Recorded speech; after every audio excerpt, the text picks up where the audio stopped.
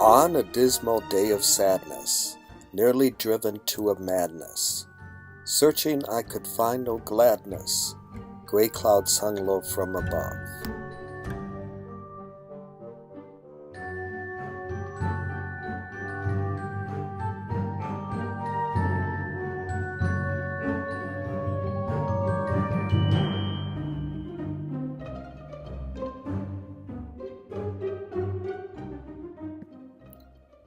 I walked with my heart on fire, kindled with a deep desire, burning high and ever higher than the soaring of a dove. I looked for something to inspire, haunted by the memory of my dear distant, long-lost love.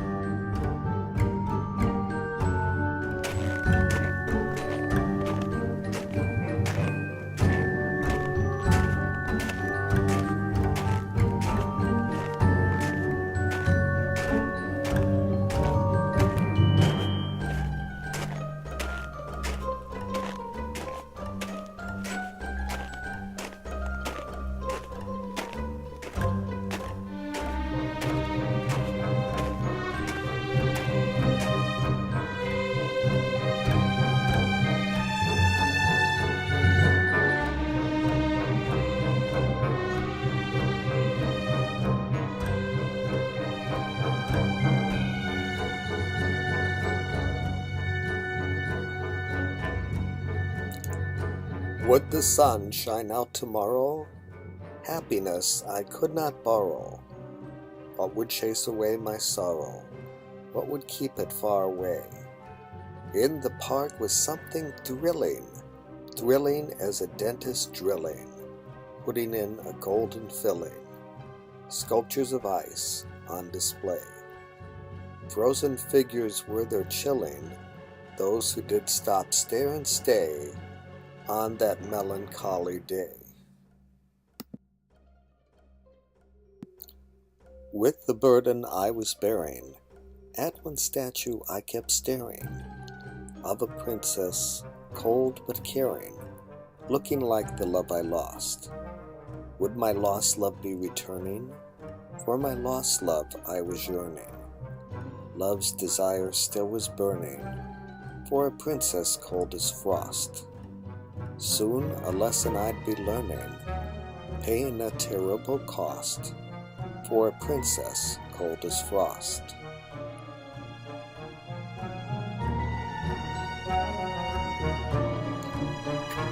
Bold adventures then were calling. Hesitant, I kept on stalling, dazzled by the snowflakes falling. Floating flakes were all around. Her clear eyes had all the seeming of a dream girl who was dreaming. Her clear icy eyes were gleaming with the lost love I had found. Melting flakes of snow were streaming down my face without a sound upon the softly shrouded ground.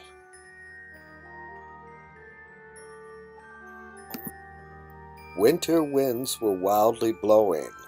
On that day it kept on snowing. Crystal flakes of snow were glowing like fireflies caught in a jar. To and fro each flake was dancing. All around snowflakes were prancing. Cold and clear flakes were entrancing, each a small six-sided star. Wintry scenes they were enhancing. Each had traversed from afar like a fading, falling star.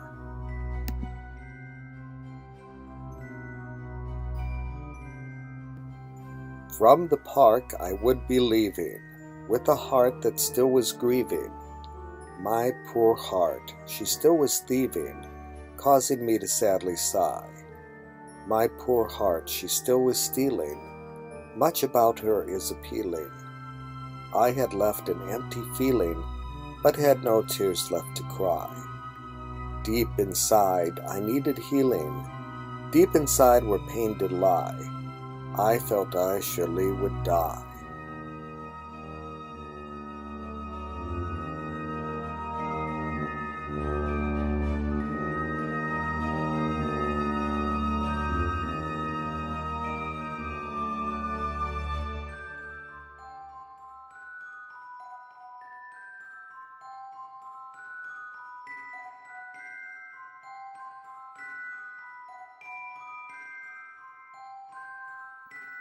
With the sorrow I did carry, and the sad thoughts I did bury, I did enter a library, feeling not quite like myself. Something missing I was needing, an inner voice was then pleading. As I walked past people reading, a book fell off of a shelf on my head, causing no bleeding, a book to find one's true self.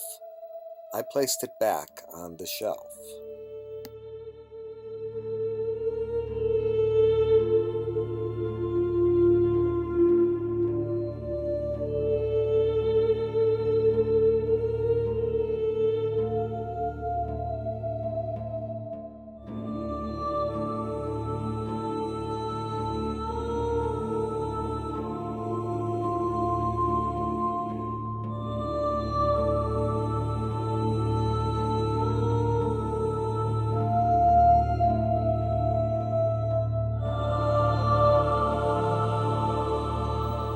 Soon a program would be starting to help forget my love's parting. Oh, my hurt head was still smarting from a psychology book. In a room, people were meeting. The librarian stood greeting.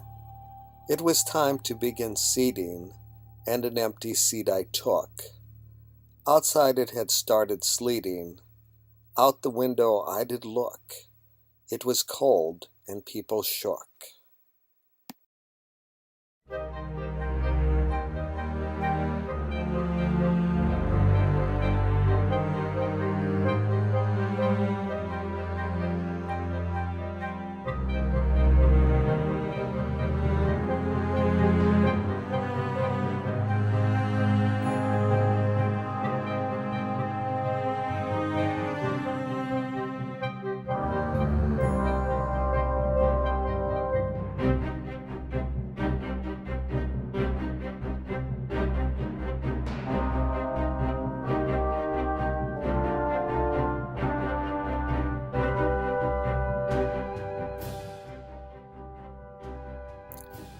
On that day so bleak and dreary, I was feeling faint and weary.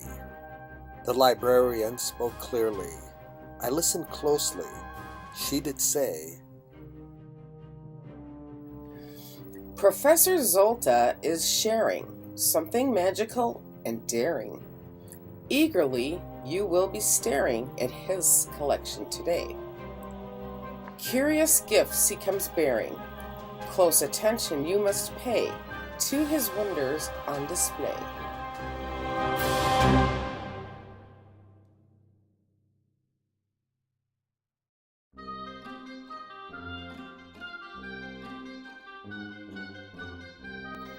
The professor's presentation, begun without hesitation, seemed to cause a strange sensation.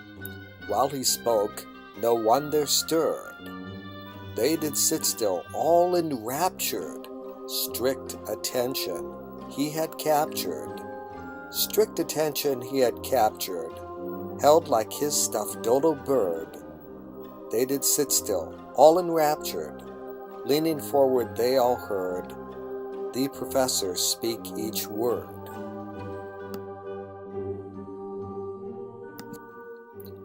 The program was then unfolding. Unique objects he was holding. From a case he was unloading. He showed a brain in a clear jar. He produced with his collection a microcosmic world's reflection, easing my pain of rejection, where oddities from near and far were contained in his collection, things wonderful and bizarre, as dazzling as any star. Obtained from across the ocean, automatons were in motion, without expressing emotion. Without complaint they did comply. They obeyed without thinking. Without brains, no thoughts were linking. They obeyed without thinking, or ever wondering why. Their painted eyes were not blinking. Their painted eyes could not cry. Without life, they could not die. The audience was their staying, captured by what he was saying. Oddities he kept displaying from his cabinet at home. Ships and bottles he was showing. Ships were sailing without rowing. A sea of clear glass was flowing, without froth and without foam. A bottled-up wind was blowing, but this ship preferred to roam underneath a starry dome. There has been some speculation that skulls contain information to assist in transformation. He held up a crystal skull, assisting all humanity from a time of hostility to an age of tranquility. Tranquility is not dull. Let us practice civility. The dread noose of war does pull, then the grim graveyards are full. After his strange presentation, there was a standing ovation, lasting for a long duration. All applauded and did stand. His program was captivating. It deserved the highest rating. In a line, people were waiting to shake the professor's hand. His manner was ingratiating. Zolta spoke sincerely and he smiled as he shook each hand.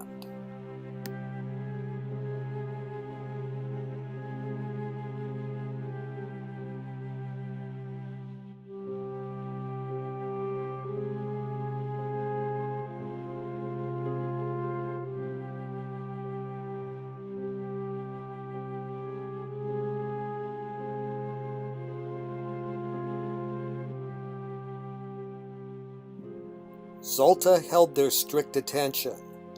They focused in his direction.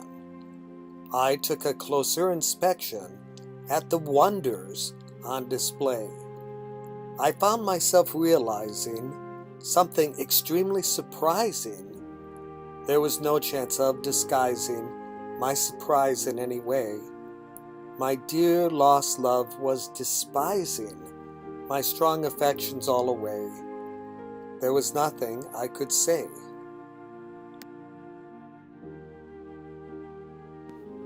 I despised for my devotion, enchanted by her love potion, was moved deeply with emotion. The lady I did adore was as beautiful and stunning as she was clever and cunning. My company she was shunning. My presence she did ignore. She went away almost running. Her shoes barely touched the floor. Leaving, she did slam the door.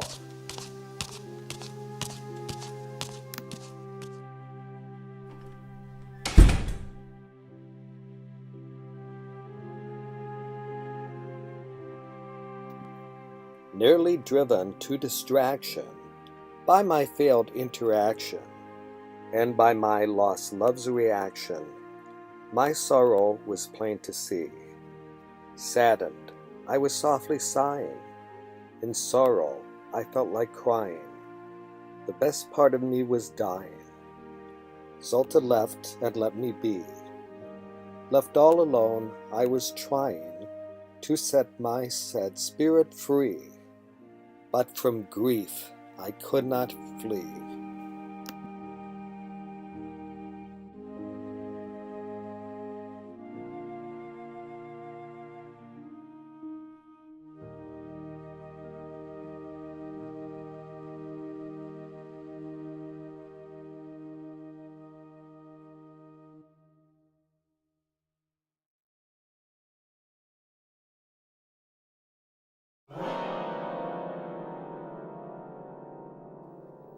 The crystal skull I was nearing, deep into it I was peering, facing that which I was fearing, things too terrible to know. The skull of crystal was frightening, sparks within were igniting, looking like eerie green lightning. I was filled with dread and woe. Empty sockets were brightening, empty sockets then did glow, as if they held red-hot coal.